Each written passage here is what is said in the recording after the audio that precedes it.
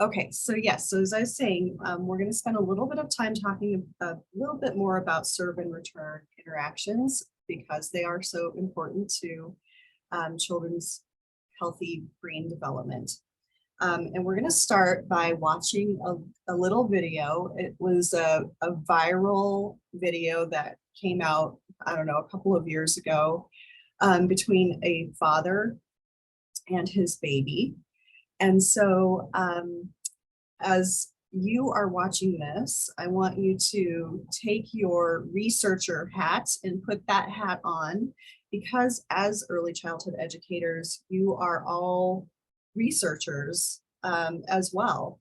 And you might not think of yourselves as that way, but you all are. You're all doing observations throughout your day of children. You're doing observations of families. You're doing assessments. You're doing, you might be reading material that helps you support a child or their family.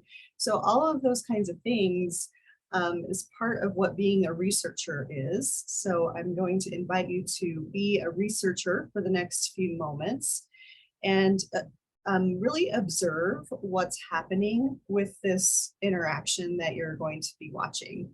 You can take some notes if you want to.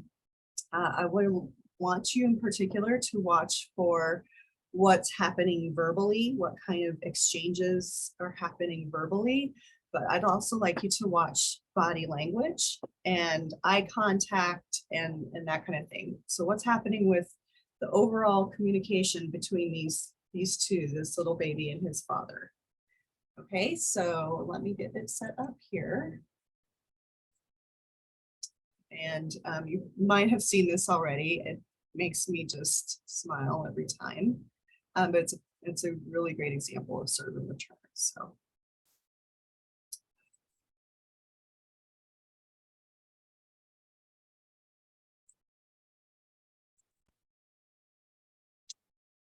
Okay, here we go. Understand it though? Yeah. No. Okay. All right. Huh? Oh no, not this one. This is the grand finale of it. Okay, so that's Yeah, that's the last one. you want to go to That's what I was wondering. I don't know what they're gonna do next season because they did some stuff this time. Exactly what I was thinking. Oh yeah. Right. Don't bring that again. You know what I'm saying? Don't do the same stuff. You know what I'm saying? Yeah, I was thinking that. Yeah. Yeah. Like go somewhere else with that, but don't bring it here. You know what I'm saying? Yeah.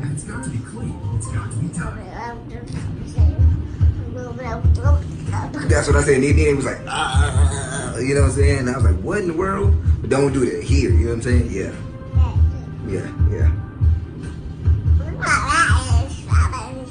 Really? I thought the same thing. We think a lot alike, huh? Oh, that's crazy. Right. Zapier is woven into every part of my business, and I can't live without it. Okay, so what did you notice in that conversation? The dad was positive and happy. Yeah, he was, wasn't he? That's a really great observation. He was positive and happy, relaxed, right? They were just sitting and hanging out on the couch. Yeah, he was having a conversation with him. Like, even though we don't know what the baby's saying, he's just like, yeah. So he was really supporting that conversation that the baby was having, right? What was he doing to support that conversation? The dad, what was the dad doing? He was doing the same gestures that the baby was doing. Like if the baby do this and she, like he mirror him. Yeah, mirrored some of the baby's movements. He was giving him time too, like the time to interact each one. That's really important for serve and return interactions. and giving eye contact when he's talking to him as well. Yeah, eye contact. I think he was also trying to follow like his topic. So if he pointed over there, he was like pointing to what he was pointing at. Yeah, yeah. So he was really paying attention to what the baby was kind of gesturing towards and what the baby was doing with his movements. What else did you notice? This the sounds that the baby was making, he was just like doing the same sounds. Yeah. And did it sound like, even though the baby wasn't speaking words, vocabulary, did it sound like they were having a conversation? Yes. Yeah. So that baby was using, and Melina, I might pick on you in your speech language background, but the baby was using inflection, right? He was saying, he was kind of raising his voice at the end, like, I'm asking a question, and the dad would say, yeah, whatever, yeah, right? So they were having this really intense serve and return interaction, even though, you know, the baby might have had the vocabulary forming in his brain, but he didn't quite have the words to be able to verbalize those words quite yet, right? Melina, I am going to pick on you and ask you if there's anything from a speech language perspective that you would add there. And if you can't think of anything, that's okay too. I don't want to, I don't want to put you on the spot. I don't know if it's like important, but he was trying to, well, he had his own way to communicate like his needs, or he was finding his way to make a connection with his dad. So if you could notice, he was like, the baby was the one who started laughing, you know, so he was trying to act like the funny one. But dad was doing a great job because he was doing a great connection. And yeah, well, he was focused on his interests too. That, I think that's the big point. And then I think somebody else mentioned that he was having like the eye contact. And yeah, well, the inflections that you mentioned, that they're important too. That gives like another perspective of the interaction. So it's not like plain, like lame. So that's giving it like the special sauce. I love that. Yes, the special sauce. So yeah, so even though the baby doesn't quite have the words or the vocabulary yet, he's learning from his dad and from the other interactions that he's had with other primary caregivers. Remember, those relationships are so crucial. He's learning the beginning of I mean, it's what we would say is early literacy. So you learn, you know, you learn to comprehend before like, for example, I think some of you are dual language learners, right? So when you were learning your second language, you might have experienced that you comprehended language before you were able to speak the second language. And I don't know if anybody wants to share any experience about that. But that's what's happening with this baby too. There's so much going on with those neural connections firing away. He's learning so much. There's so much development happening right in that very short exchange. And then those experiences are going to build upon each other. And so eventually he's going to start formulating words and being able to speak in words and maybe sentences, and you know how language development happens. Any other final thoughts or comments before we move into our next activity? There's a few other little videos of those two. If you ever need a little pick-me-up, they're very cute videos. So I'm Jay, the COO of Wake Up Wealthy. YouTube and their lovely ads. Okay, so let's get back to our slides here. And actually what we're going to do now is let me share a document in the chat here. We are going to go back into some breakout groups and just do a little bit of brainstorming about what are some additional ways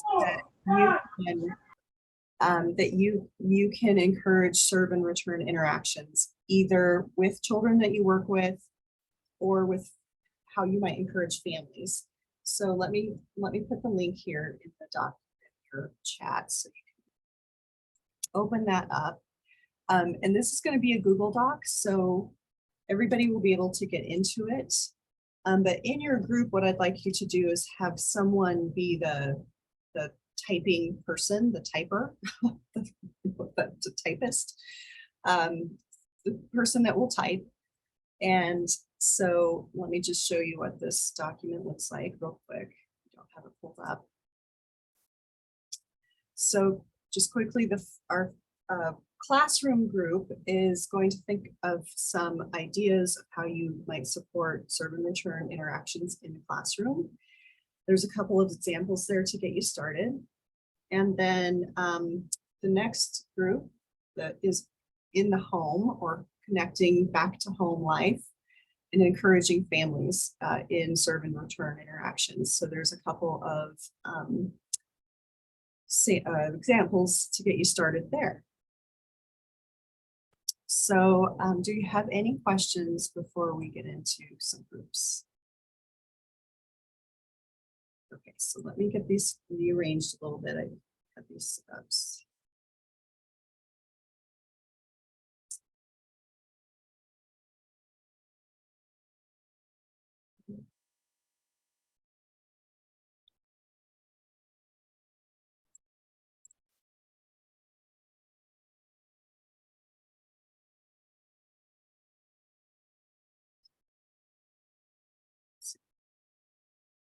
Sorry, I'm trying to rearrange a little bit since we showed a couple people.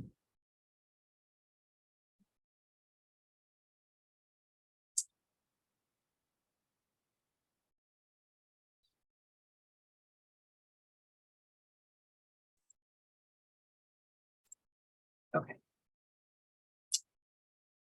Okay, so in the document, it tells you which group is which, who's who. So Alicia, Getsy, and Melina, you'll be the home, encouraging in the families and home. And then our other group, Adriana, Annalicia, Sadie, and Vanessa, you'll be in the classroom group. And then let me do some just quick timing here. Thanks for your patience. It always takes just a minute to get this all set up.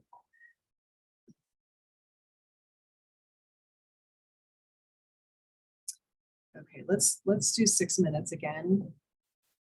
And then we'll come back and then we'll share out a few highlights of what you've come up with.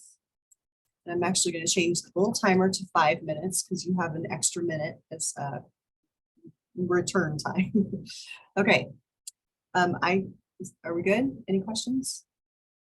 Okay. See you in just a few.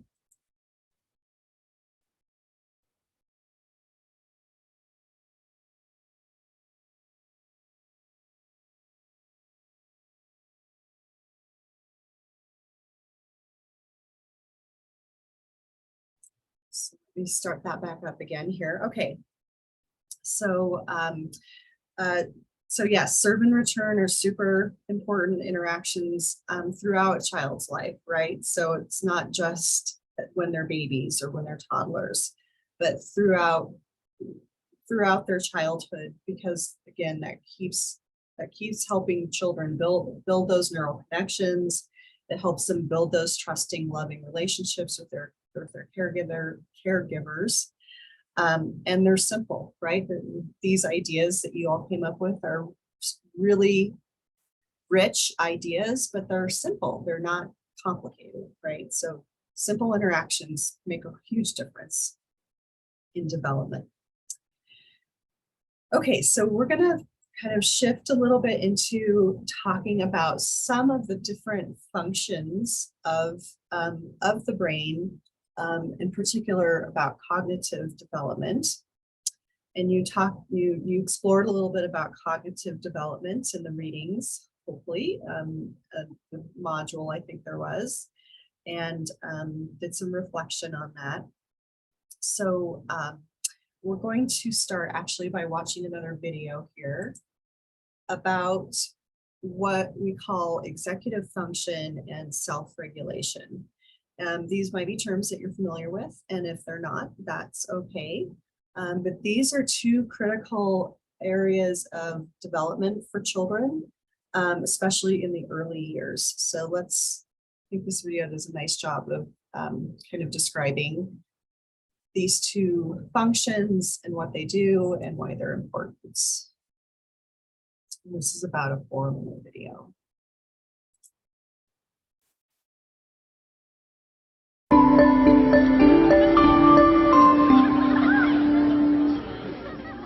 Ever wonder why some children are well organized and have an easier time adapting to change than others?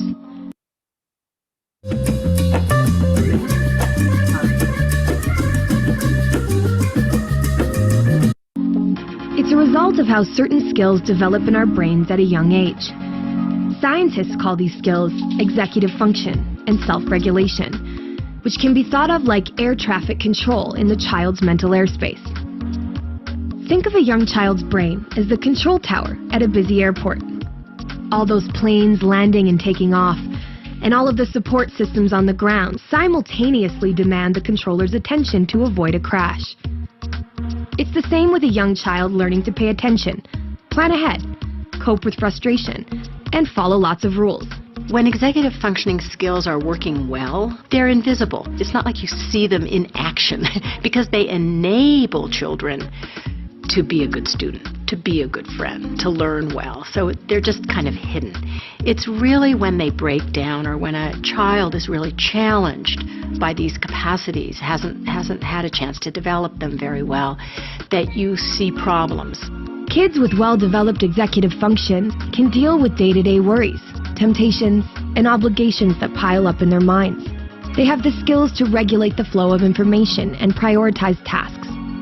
Executive function is one of the ways we manage stress and maintain an even keel, even as demands on our attention start to pile up.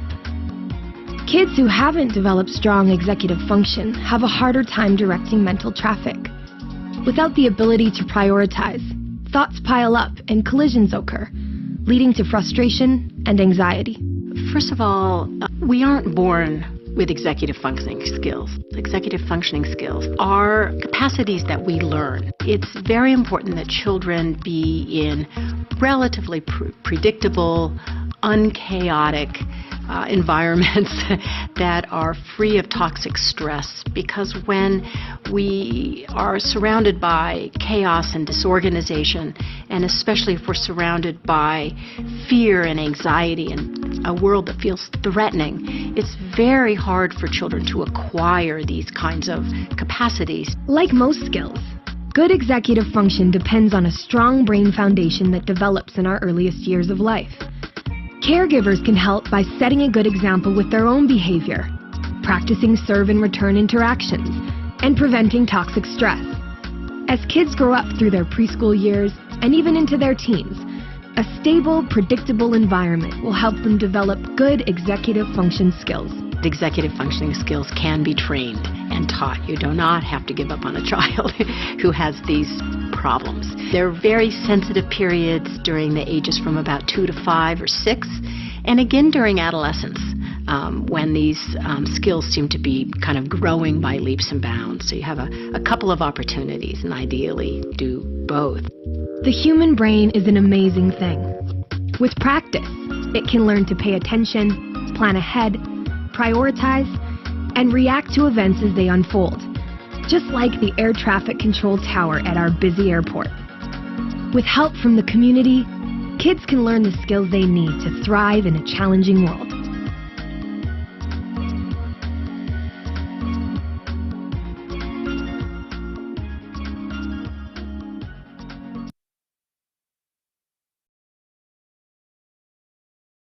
Okay, so a little bit about executive function and self-regulation. So I'm going to pull up few slides here to talk a little bit more about this. So let me get back to the slides.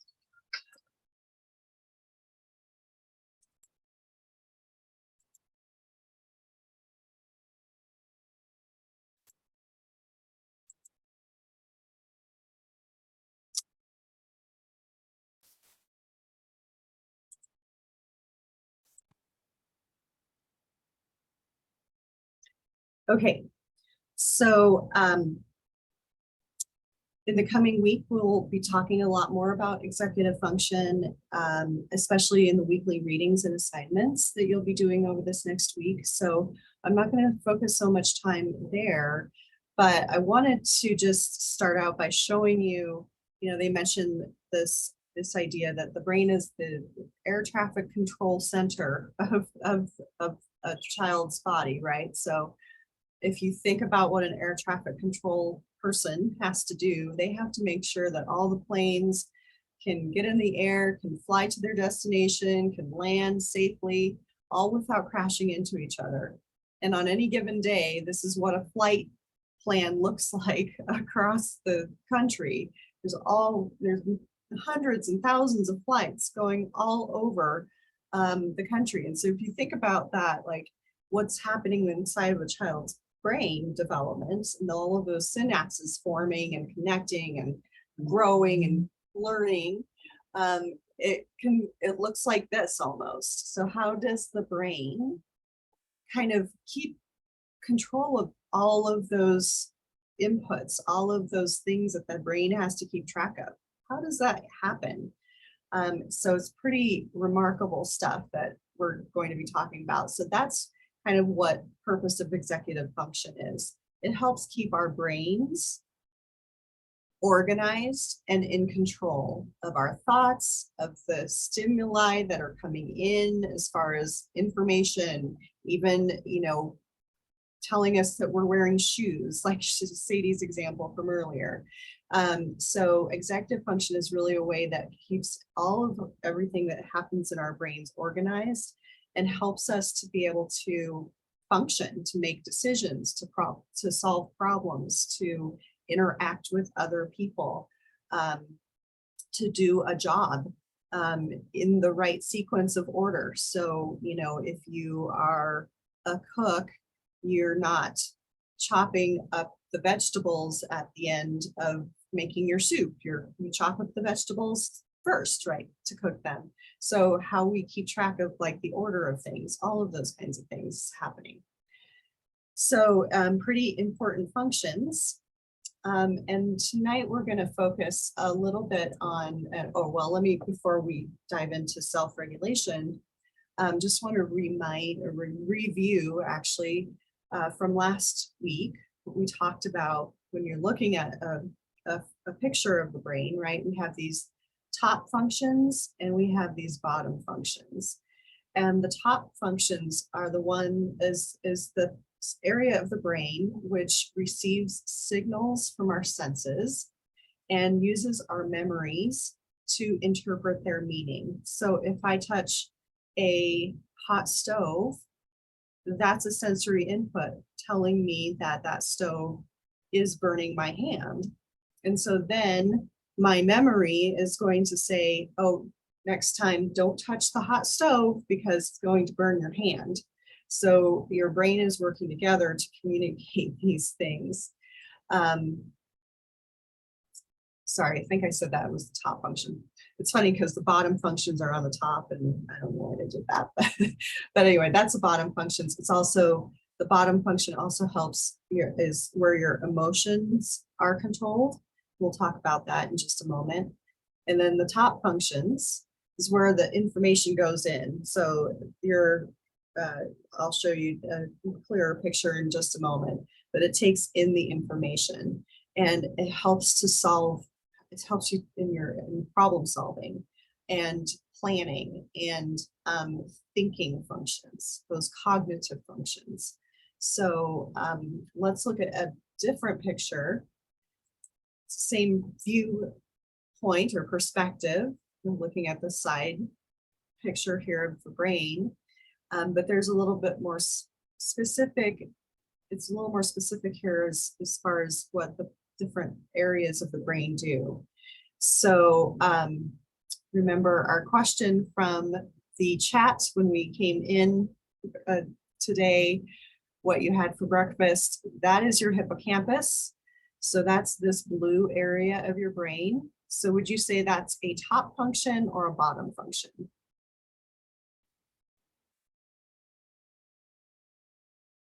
Top. Well, look at where the blue area is. Oh, bottom. Exactly, yes. So the hippocampus is a function of the bottom part of the brain. That's where your learning occurs, and your memory is in that blue area called the hippocampus. And as I was just mentioning, your emotions are housed also in that same area. And that's an area of the brain called the amygdala.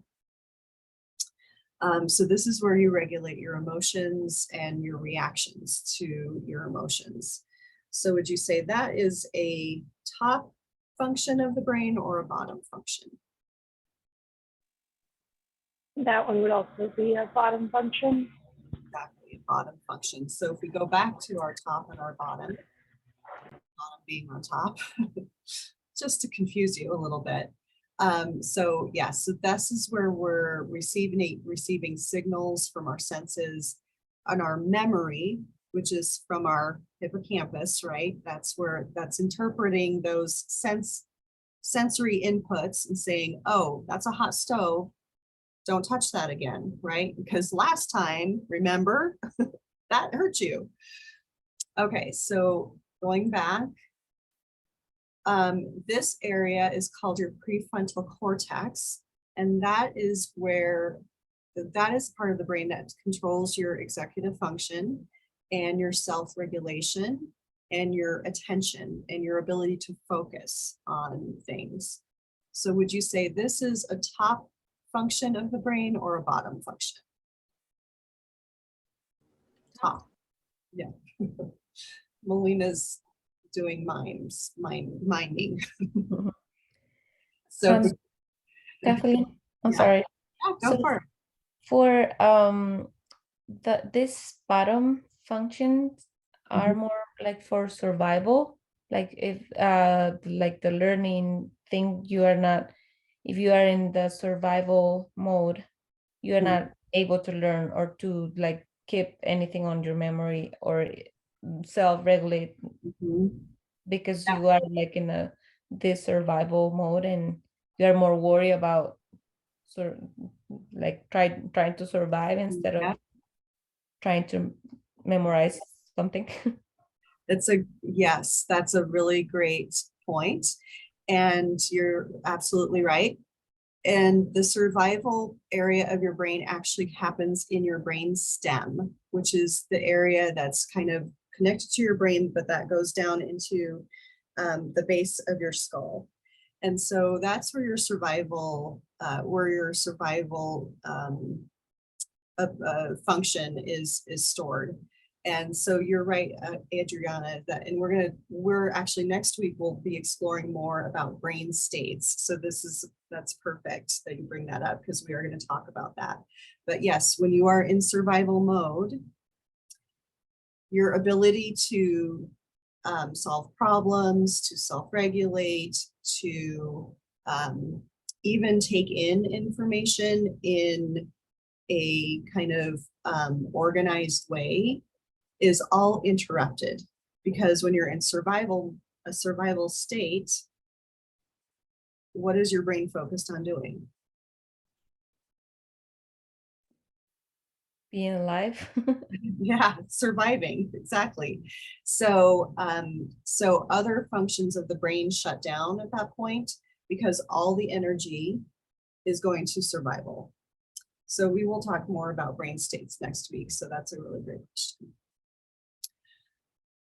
Yes, so the prefrontal cortex is a top function of the brain where we're controlling executive function and self-regulation and attention.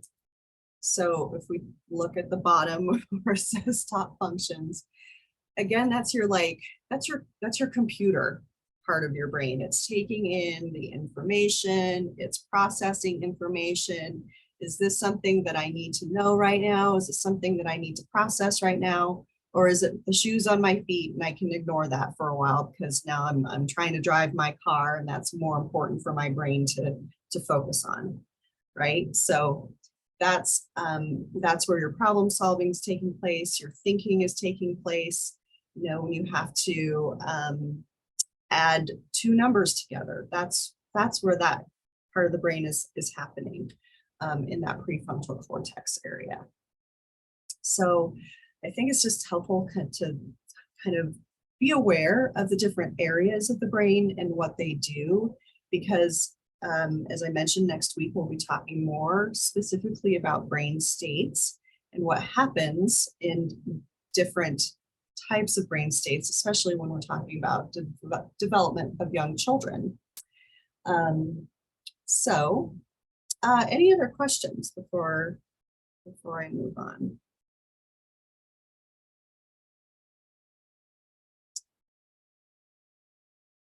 Okay, so let me talk a little bit more about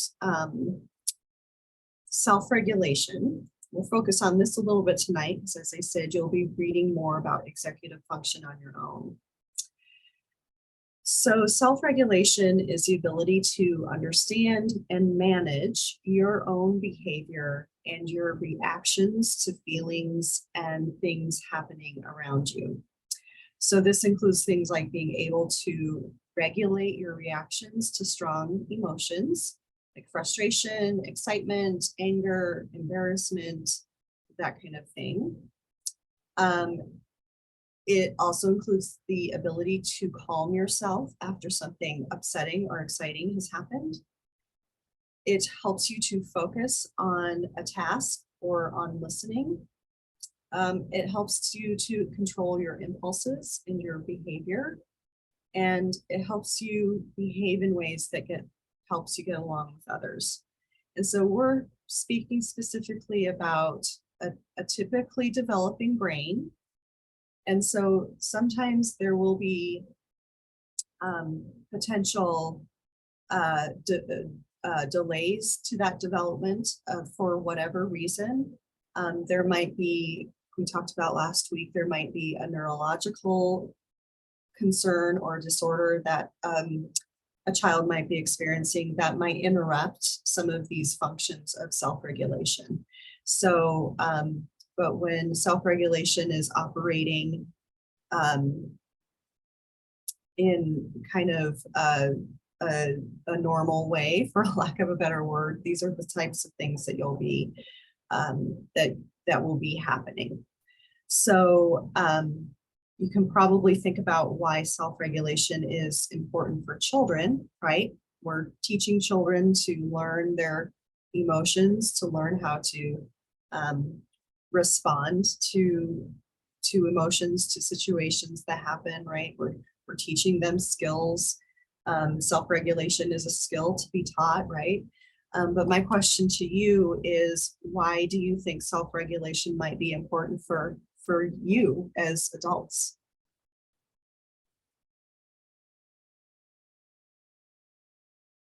Why do you think self-regulation is important for adult brains also? Because we have to be able to function in our jobs, and if we're not able to like regulate ourselves, then it's just gonna be a mess.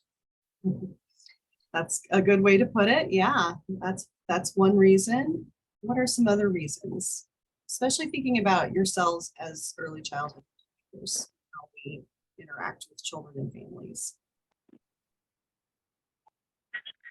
We're setting examples. So if we can show that we can self-regulate or regulate our emotions, that's a good example for the kids. Kind of, they see what we do, so they might respond the same way, and having negative reactions to situations will create unstable environments for them. Absolutely. Yeah, that's a great point, Alicia, about being able to model some of these behaviors that we want children to learn as well. How about the ways in which you might respond to children and families? How does self-regulation play into that?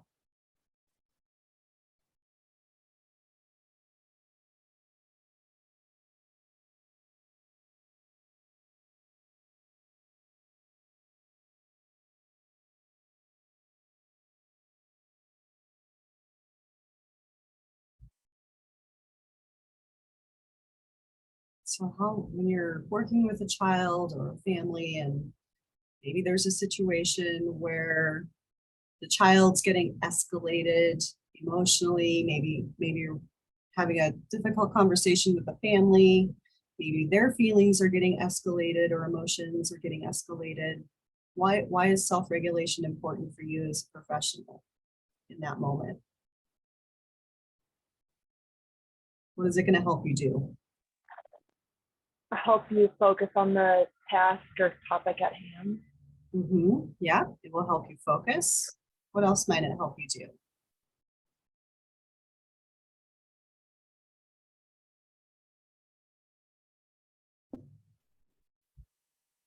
Remember, you're looking at some of these things here. And somebody who's getting elevated emotionally might be a trigger for you potentially. Yes, Adriana. Sorry. No. You're able to solve problems, like solving problems too.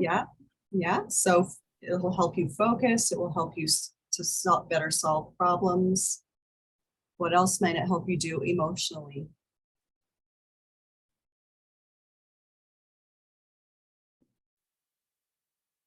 That emotional regulation you mentioned. So when somebody's upset in your presence, sometimes that can trigger us to our own emotions, right? So self-regulation might help you to do what? To stay what? Calm. Yeah, to stay calm, composed, right? So you can help a child through a challenging situation. You can have a challenging conversation with a family. So your self-regulation is as important as the children's self-regulation as well. So yeah, just a couple of points that I want to make, and I know we're getting close to the end of the evening, so I appreciate your focus for the next few minutes. I know we're tired, but we'll be done here in just a couple of minutes. So so young children who engage in self-regulation actually are able to have better cognitive function. So they can learn more effectively, they have better problem-solving skills. And overall, when you follow children with strong self-regulation skills, they do better academically throughout their lives. It also plays an important role in relationships, right? So it helps us to regulate our emotions, to stay calm in challenging situations, to manage stress, to deal with conflict, and those kinds of things. So self-regulation is a really, really important skill for both children and adults. And I actually have a resource that I'm going to share with you that offers some ideas and activities to support you in your own self-regulation, or that you could share with families, or you could set up for children. So I will share that with you in our weekly readings and assignments list. Okay. So just to wrap things up, I had one little last activity, but I don't think we're gonna have time to do it, which is too bad, because I was gonna make you be silly and dance. So I'm gonna make you do that next week. So just stay tuned for that. But we're gonna have a little bit of fun learning about some ways to promote self-regulation for children. But let me just pause again and see if there were any final questions or thoughts about some of the brain development stuff we just talked about before we wrap things up for tonight.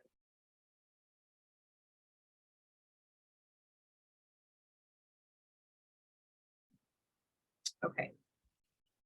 So just a quick thing I want to show you. I sent an email with a big red thing in it. I just noticed that this, and I think you're all fine. So so I don't think it is an issue, but just make sure that you click submit, and that comes up after. And I'm sorry, talking specifically about your reflection forms, because I noticed what can happen is that it once you write up your reflections and you click next, it will show my little message, but then you have to make sure you hit submit. So that's how you submit your form. It looks like all of you, it looks like we're missing a couple, but I know that we had a couple of you spoke with me. So looks like you're all fine there. So just make sure you're hitting the submit button. You know, that's a mundane thing to mention at the end of the night, but I just want to make sure that you're getting credit due for your work that you're doing. And again, really appreciating all the thoughtful reflections that you're all writing about, thinking about. So thank you for those. The other thing, let me just show you super fast, is for next week, I just want to show you, because I don't want you to be scared, okay? It looks like it's going to be a lot, but it's not. It looks like it's a lot because I have a lot of instructions. So the reason I have a lot of instructions is because I don't want you to end up doing more work than you need to. You can, if you want to, you're always welcome to learn more. But the reason I have all these instructions is, again, to make sure that you're just doing the specific work and not extra work. Okay, so make sure you read through all the instructions for this, for the list of readings this week. And then you'll be completing this module on self-regulation and executive function. So that's going to give you some more great information. But make sure, again, that you're reading through the directions very carefully so you're not doing extra work. Okay, so enough about that. And then just a reminder that your personal philosophy of education is due Sunday by 10 p.m. I included the instructions in the last week's readings and assignments email. They're included here. So you have access to the instructions in multiple places. If you have any questions about that assignment, please reach out. It really is just filling in, answering the questions, if you will. But we'll use that again at the end of the semester. So that's why we're doing that in the beginning of the semester. So any specific questions about that assignment?